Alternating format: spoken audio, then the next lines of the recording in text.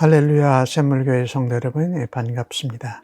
12월 16일 수요일 말씀 묵상입니다. 오늘 본문은 베드로전서 2장 11절로 25절까지의 말씀입니다. 먼저 성경 말씀을 함께 같이 읽으십시다. 사랑하는 자들아, 거류민과 나그네 같은 너희를 권하노니 영혼을 거슬러 싸우는 육체의 정욕을 제어하라.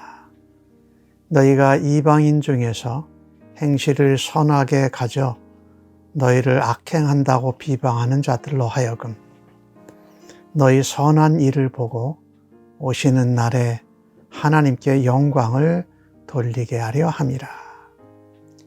인간의 모든 제도를 주를 위하여 순종하되 위에 있는 왕이나 혹은 그가 악행하는 자를 징벌하고 선행하는 자를 포상하기 위하여 보낸 총독들에게 하라. 선행으로 어리석은 사람들의 무식한 말을 막으시는 것이라. 너희가 자유가 있으나 그 자유로 악을 가리는 데 쓰지 말고 오직 하나님의 종과 같이 하라. 무사람을 공경하며 형제를 사랑하며 하나님을 두려워하며 왕을 존대하라. 사환들아, 범사에 두려워함으로 주인들에게 순종하되 선하고 관용하는 자들에게만 아니라 또한 까다로운 자들에게도 그리하라. 부당하게 고난을 받아도 하나님을 생각함으로 슬픔을 참으면 이는 아름다우나 죄가 있어 매를 맞고 참으면 무슨 칭찬이 있으리요.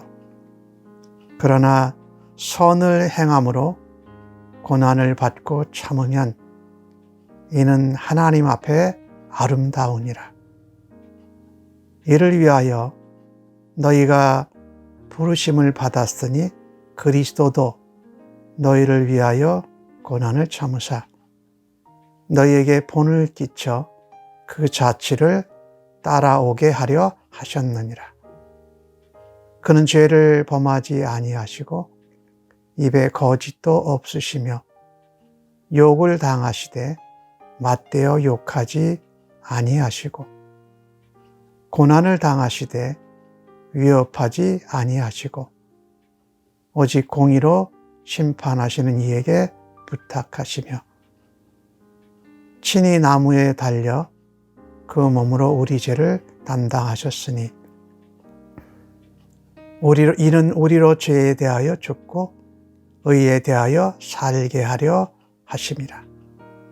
그가 채찍에 맞음으로 너희는 나음을 얻었나니 너희가 전에는 양과 같이 길을 잃었더니 이제는 너희 영혼의 목자와 감독 되신 이에게 돌아왔느니라.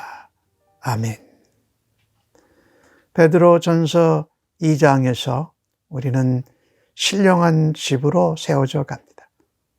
거룩한 하나님의 제사장이요, 하나님의 자녀요 소유된 백성으로 살아들이라고 전합니다. 그 순간은 고통과 박해, 실망과 좌절이 아주 극에 달한 그런 핍박받는 순간이었습니다. 베드로전서에서 베드로 사도는 나그네, 거류민이라는 단어를 씁니다.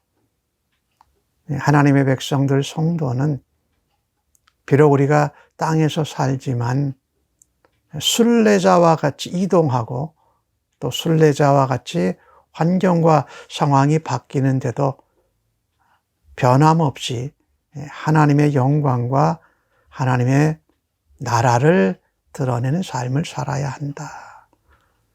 거류민이고 나그네지만 하나님 나라를 향하는 순례자들입니다. 믿음으로 감당해 나가는 하나님의 백성들입니다. 그래서 우리가 고난과 박해와 억울함과 부당함을 처할 때 우리가 육체적으로 우리도 반응해주고 싶습니다. 그것이 육체의 정형이지요. 물론 잘 되고 잘 살고 많이 갖고 높아지고 하는 것을 포함해서 우리가 고난과 박해를 당할 때에 우리 그냥 육체의 마음과 생각대로 나도 대하고 갚아주고 싶을 때가 있지요. 오늘 베드로 사도는 그걸 말하는 거죠. 그것이 우리의 영혼을 더욱더 핍절되게 만든다. 육신대로 육체대로 사람의 마음대로 갚아주고 싶은 그 정욕을 제어해라. 오히려 그때 선하게 대해주고 선한 행실을 해라. 근데 선하고 착하게 대해줘도 그것을 받는 사람들은 고깝게 받아들입니다. 악행한다고 합니다. 또 비방합니다. 하지만 그들이 예수 그리스도께서 다시 오시는 그날, 그때 하나님께서 영광을 돌리도록 하시기다. 물론 지금도 우리가 우리의 당한 대로 갚아주려고 하는 육체의 정욕대로 살지 않고 선한 마음과 선한 행실로 살면 하나님의 영광을 드러낼 수 있습니다. 그러나 마지막 날에까지도 그 사람들이 하나님께 영광 돌리려 하신다.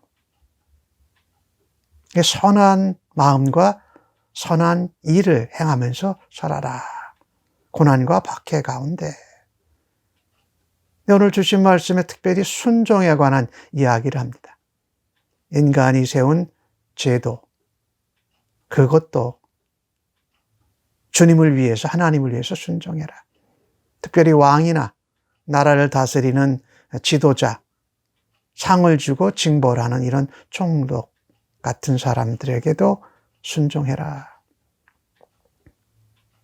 이거 왜 그러느냐? 이 선행하는데, 하나님의 백성으로 바르게 참되게 사는데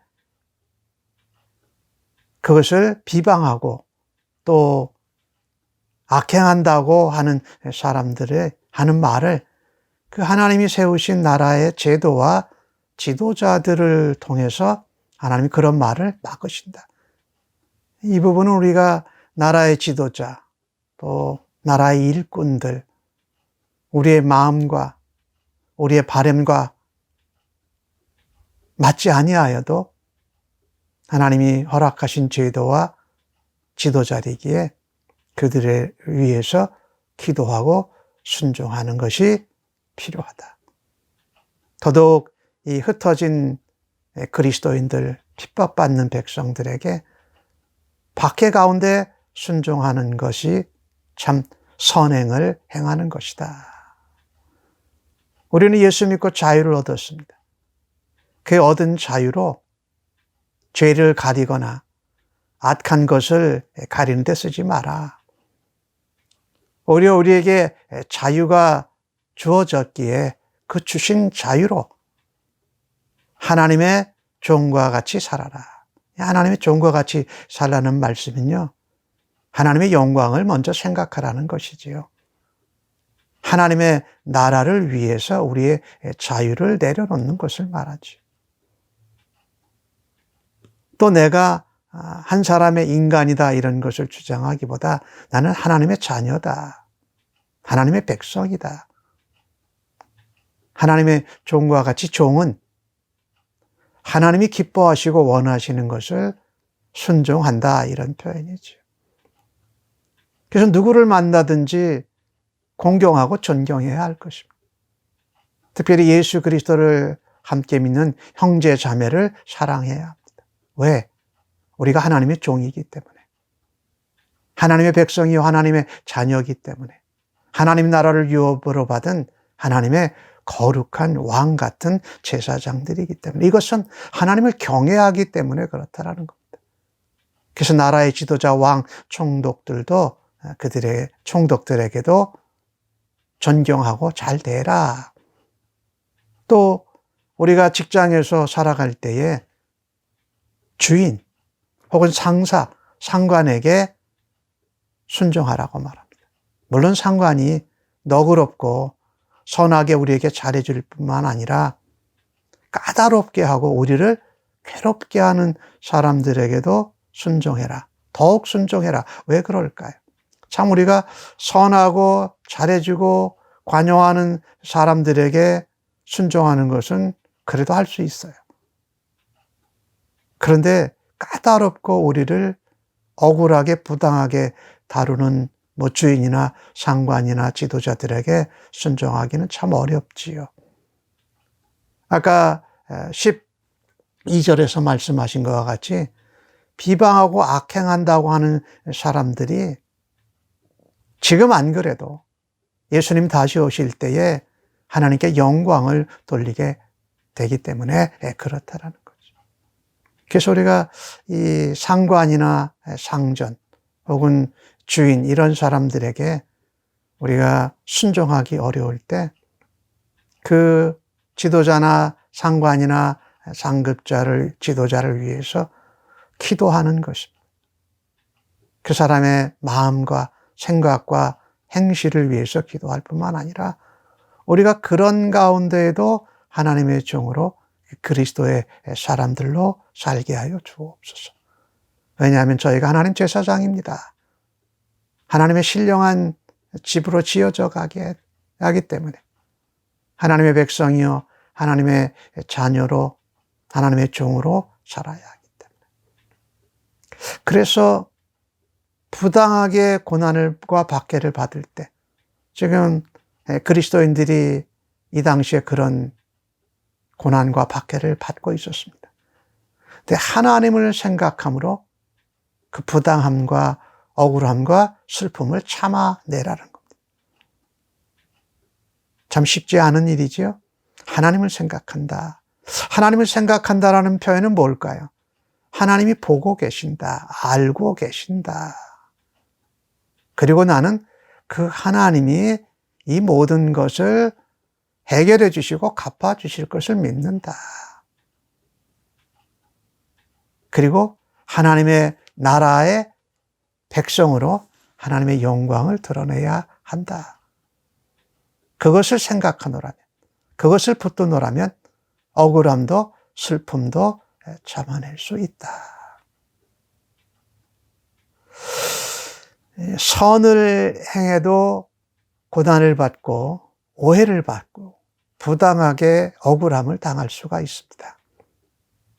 근데 하나님이 계시고 하나님이 보고 계시는 것을 믿기에 하나님을 생각하면서 고난과 부당함과 억울함을 참아내는 것이 하나님 앞에 아름다운 제물이다.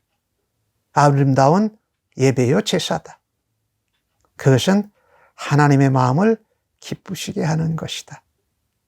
그리고 하나님의 영광을 드러내는 것이다. 하나님을 생각하며 하나님 앞에서 억울함과 고난과 박해를 참아내고 하나님을 생각하노라면 하나님과의 관계가 더 깊어지는 것이죠. 하나님의 성품과 더 닮아가는 것이죠.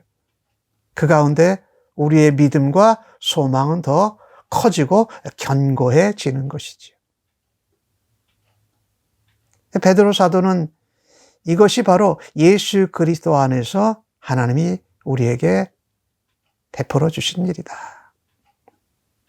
이 하나님을 생각하고 억울함과 부당함과 선행을 행하고 순종하는 것을 행하라고 우리를 부르셨다라고 말합니다. 다르게 표현한다면 하나님을 기쁘시게 하도록 하기 위해서 하나님의 영광을 드러내도록 우리를 부르셨다. 세상 한가운데에서 하나님의 통치와 다스림을 받고 하나님 나라를 살아내면서 저들에게 하나님의 은혜, 하나님의 감동, 하나님의 사랑 이것을 전하라고 우리를 부르셨다. 그 예가 바로 그 모범이 예수 그리스도라는 거죠. 그래서 이 순종, 선행, 또 고난을 참아내는 것을 살아가는 것은요, 예수님의 자취를 따라가는 겁니다. 예수님이 고난당하셨지만 그 고난 가운데 어떻게 행하셨습니까? 저들이 거짓을 행한다고 거짓으로 대하지 않으셨습니다. 저들이 욕한다고 함께 욕하지도 않았습니다. 고난과 박해를 받을 때에 내가 하나님의 아들이어서 다시 와서 너희를 어떻게 해줄 거다라고 위협하지도 않으셨습니다. 예수님은 하나님을 생각하셨습니다. 그리고 공의로 심판하시고 우리의 고난과 박해와 슬픔과 억울함을 다 갚아주시는 심판하시는 하나님께 이것을 부탁하셨다라는 겁니다. 예수님께서 십자가에 죽으신 이유가 바로 그것이었습니다. 죄와 악과 사망에 대해서는 죽도록 직접 그분이 죄와 사망을 담당하고 죽으셨습니다. 왜 그랬을까요?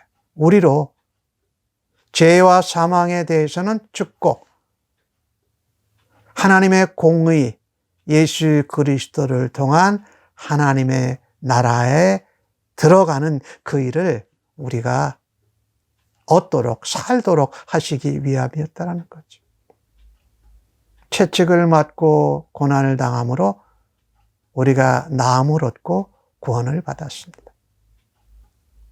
그전에는 잃어버린 양들처럼 막 흩어져서 어찌할 바를 몰랐어요. 그런데 이제 영혼의 목자와 감독 대신 예수께로 돌아왔느니라.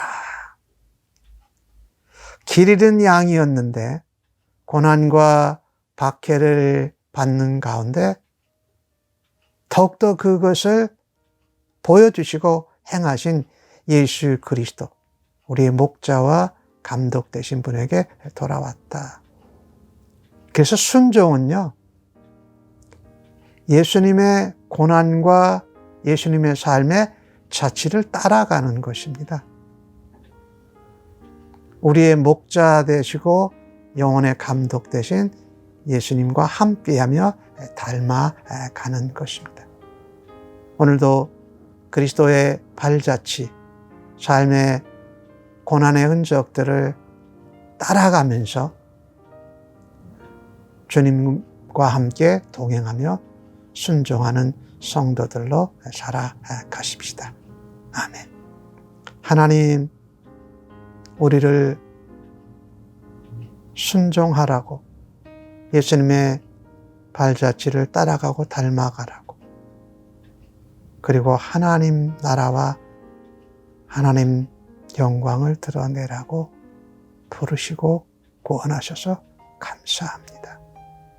오늘도 부당하고 억울하고 또 슬프고 박해와 어려움이 있다 할지라도 하나님을 생각하며 예수님의 십자가를 바라다보며 주님을 따라가며 살아드리겠습니다. 영광 받아 주옵소서. 예수님의 이름으로 기도합니다. 아멘.